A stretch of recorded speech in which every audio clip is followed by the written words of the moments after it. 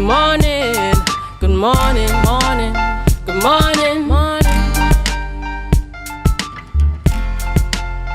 Good morning, viewers, and welcome back to Youth Wednesdays here on the Tobago Updates Morning Show.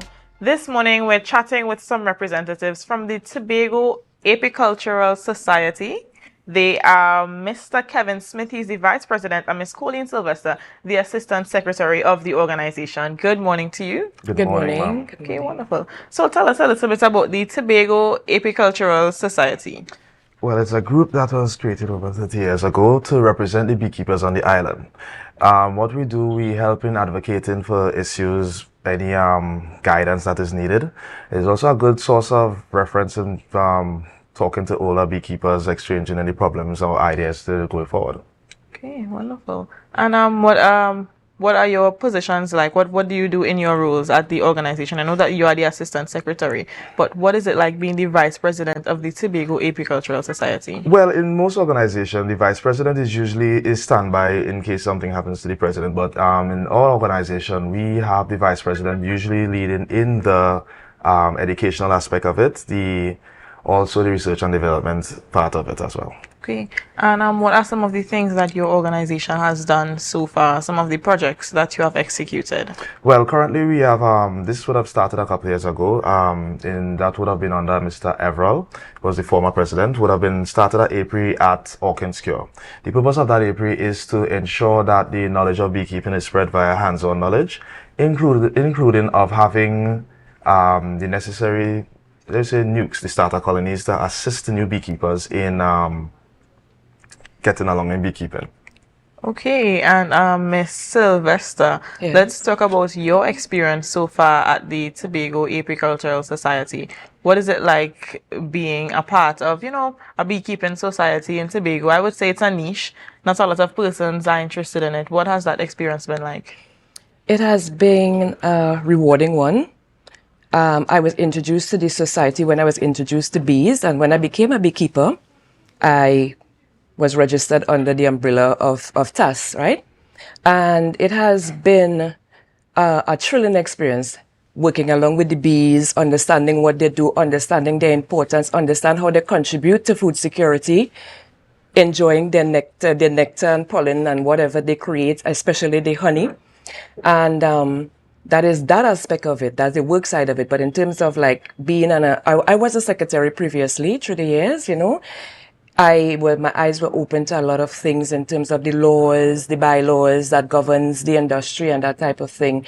I was instrumental in the administrative growth of the industry by, the documents that I would have had to print and send out and that type of thing. So I gained a lot of knowledge working along with the other beekeepers and the executive members of the industry. Okay, so you spoke about bees and the importance to food security and the environment. Let's talk a little bit about that. Why is it important for us to have bees even? Well, you see, the beautiful thing about that is most of the thing we eat is pollinated by some form of pollinator, mostly bees. We're fortunate to have European bees in addition to local stingless bees. Right, they are instrumental for pollinating. The same thing like I show you all love chenet.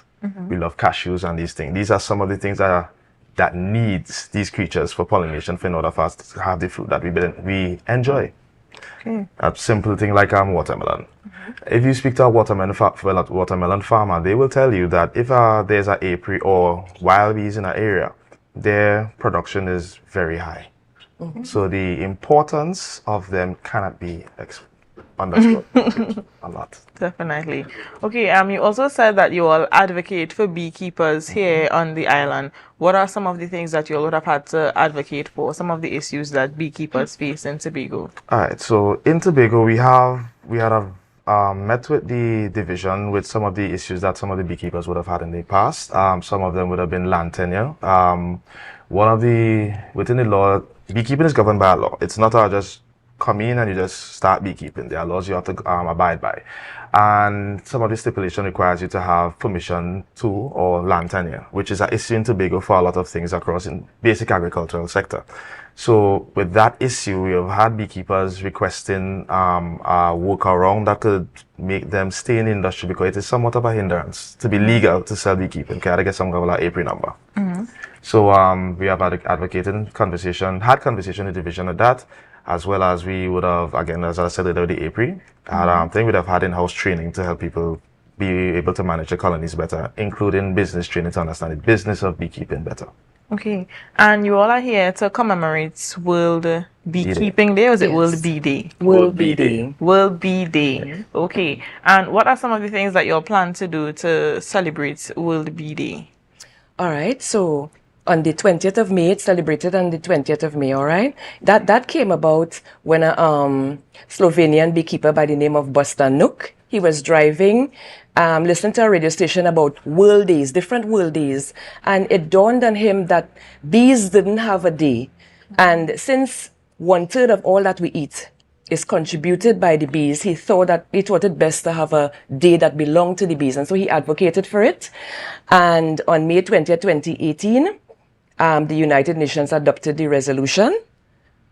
In 2017 of December, and the first World Bee Day was celebrated on May 20th, 2018. That which is the birthday of a pioneer of agriculture called Anton Janser. So on that day, May 20th, which is Monday, we would be having a display, interactive display booths downstairs, the Port Mall, on the ground floor, so that persons could come in and understand how the bees function, what they need to encourage their natural habitat. And we're going to be speaking about planting trees and flowers that are nectar and pollinating friendly to the bees, such as thyme, small leaf thyme, this flower here. They love this. Anybody that has a small leaf thyme tree in their yard may observe bees flourishing on it from time to time. Pride of Barbados. All right, so we would be introducing a tree in collaboration with the division at the Botanical Gardens to encourage people to plant, because this deforestation is a issue that is happening. We're cutting down everywhere that the bees would live naturally. And so we want people to be encouraged to plant. And so those are the two things we would be doing on May 20th. We're going to have the interactive booth at the Port Mall, and we're going to be introducing a tree in the Botanical Gardens. All this in collaboration with the division. Okay, definitely. And in terms of some of the other projects that you all would have done as the Tobago Apicultural Society throughout the years. Okay.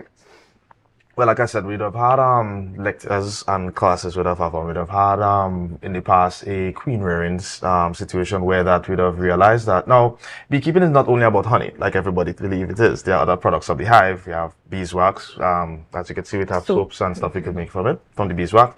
We have pollen, we have propolis, we have royal jelly that we could get from it. Another product we do sell is the queen bee itself. In the past, we'd have had program where we'd have tried to introduce the Tobago market into selling queens to Trinidad, which have been successful, and it has actually started on its micro industry within the industry, which is that the people in Trinidad, in Tobago so far benefit from European queens, which is docile, well, more docile than that of the Africanized queens bees of Trinidad. So we'd have realized and stimulated a movement from queens from Tobago to Trinidad to facilitate that need for a more calmer stock of bees. So that is something that we're very instrumental of late. And from that, like I said, a small industry was born where people now do direct transfers and sale to Trinidad. Okay, so we have the products here. You know, she started talking about the Pride of Barbados and the small leaf thyme. But let's talk a little bit about the products that you will have, the production, you know, from the bees. I know it's the Tobago Apicultural Society, so I'm not sure if everybody contributes and does one product. So if different beekeepers would sell their products separately. Yes, that's right. Currently, that is what is happening. Every individual would have their product, their own number, and they will sell to whoever buys from them. What we encourage the public to do, because yes, we are aware that there are fears on the market of fake honey and all adulterated honey. So what we encourage people to do is to buy from their local beekeeper. Be familiar with the beekeeper in your area and try to support them. And if that individual runs out, they must be able to reference you to somebody trustworthy within the society that they could say this product from the XYZ is also genuine. Okay, maybe they could even have a stamp of approval from the things to come. Tobago Apicultural Society. Yeah. So when we go into the grocery and we see Tobago Apicultural Society, we know that this is a trusted brand and we can buy this honey, right?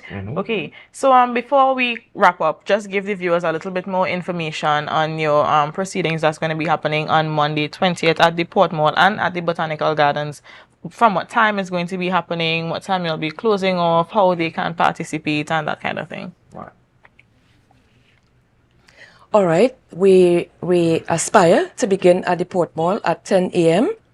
We're going to be having the demonstrative hive, which is the live bees enclosed in a hive. That is going to be safe to observe how the bees operate. And in doing so, we're going to explain to you the life cycle, the lifespan of the bees, and exactly what is happening in the hive so that you will have a full appreciation of the end product. That would be one. Then we're going to have information as to how you can become a beekeeper. So as you visit the booth, you would learn a number of things. How to become a beekeeper, how lucrative the industry is, what are the benefits of consuming the products of the hive, how is honey good for your health, what it can do, that type of things. We'll have questions and answers. We're going to have video presentation on various aspects of the bee life, beekeeping. We're going to encourage planting of the trees. We're going to have a list of trees that you can plant, bee-friendly plants. All right. And at the Botanical Garden, we aspire to put the plant in the ground at 11 a.m. We would have invited from the division, the secretary, the administrator, the technical officer, and their team to be part of us turning the sod to put that plant in. And that is how the day's activity is going to roll out. We would be at the Port Mall from 10 until, so chances are we can cut off at 4 based on the public interest. We would want to aspire to reach as much persons as possible. So on the day, we would have things for sale as well. They could purchase their items, or even if we will have contact information for various beekeepers throughout the island that you can get in contact with to buy your stuff going forward. Okay, thank you all so much for coming on and chatting with us. Viewers, be sure to check out the Tobago Apicultural Society on Monday 20th, 2024 here at the Port Mall from 10 a.m. and at the Botanical Gardens from 11 a.m. They are celebrating World Bee Day, so be sure you come out and support. Bring some cash so that you can buy something. And we're going to take a short break. Remember to share the live, share the live, share the live.